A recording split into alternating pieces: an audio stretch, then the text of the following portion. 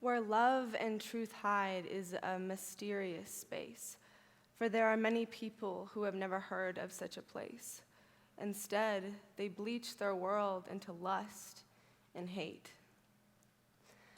Then there was him, a tall boy with soft gray eyes.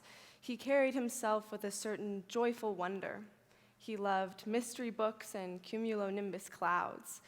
He knew his way around every joke and riddle, yet she was a riddle he could never quite comprehend. She was a misunderstood puzzle, a songbird singing its own hymn. He sat at the corner of 25th and Main every Tuesday. Every Tuesday he waited. He waited for her to come out of her brightly painted yellow house, wondering what ribbon would be in her hair that day. And there she came out of her sunshine-colored house every Tuesday on 25th and Main. Now her eyes were green, and she had long, tangled black hair that fell upon her narrow shoulders so elegantly. Nevertheless, she wore a ribbon. Through rain or shine, a ribbon was always in her hair, always there to tie back her curls. And he was there when she came out of her house. Pink. A pale pink ribbon tied back her hair. It's the color that speaks of innocence, the kind of pink that can be replaced with a soft smile or a French pastry. The boy smiled, for she was a creature to behold. Her emerald eyes glistened in the sun. How badly he wanted her to notice him, and maybe she did, but only for a second. Not too long, she thought. Don't look for too long. For there was a reason she wore pink. She didn't care too much for French pastries and didn't smile if she could help it, but she still wore pink. For everything about her was pink. The scars she covered up on her arms, pink. The pills on her bathroom counter, pink. The way her cheeks flushed when she sobbed, pink. The bloodshot eyes of her quick-tempered father, pink. For the world in the boy's eyes was a simple, ongoing story tied up with blue string. But for her, life was dangerous and wicked and sometimes too cruel. As he strolled away from 25th and Main that day, he thought about the green-eyed girl, what her cat's name was, or why she only planted marigolds in her flower beds. He always imagined how comforting her smile would be and wondered how someone could be so beautiful yet seem so exhausted. It was the next Tuesday, then the next, and the Tuesday after that. When the leaves started to change and there was still no green-eyed girl, the boy soon became hopeless.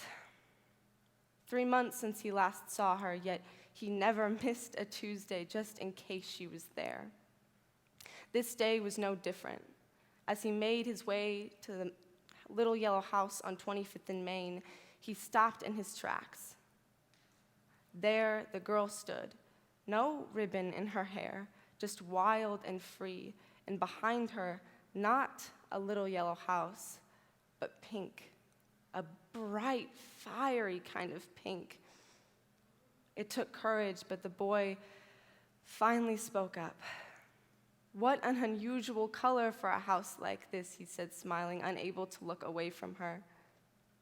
She nodded, for she was done trying to hide, and so was the hot pink house on the corner of 25th and Main. Since writing my poem, The Color Pink, I reflected back on what it means for me to be a poet.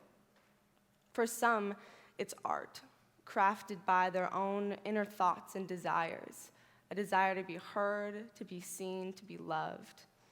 Others, it's a way of communication. When their conversation skills start to fail them, they resort to pen and paper and write down everything they wish they had the courage to say but couldn't. Poetry can be pain when it feels like no one is listening and you can't seem to get it right. Well, poetry is also hope. It channels people's dreams, and restores beliefs that you don't have to be alone. No one has to be alone. Poetry, for me, is an escape. Because when I write poetry, it doesn't have to be about me. The stories, scenarios, and scenes don't have to be anything I don't want them to be. When I write, I see things differently. I can channel a moment through someone else's eyes, and I don't have to fit into a certain mold to write.